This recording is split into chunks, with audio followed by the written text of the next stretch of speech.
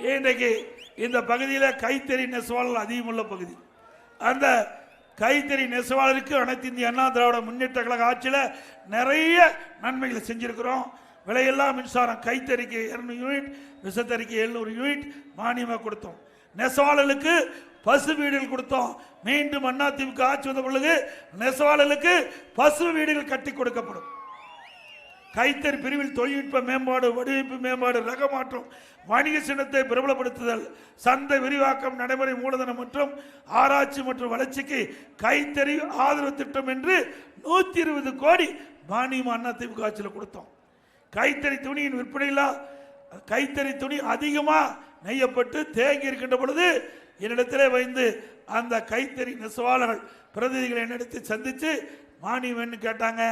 அந்த தேங்கப்பட்ட துணிகள்லாம் விற்பனை செய்வதற்கு சுமார் 300 கோடி மானியம் கொடுத்த ஒரே அரசாங்கம் அதிமுக அரசு.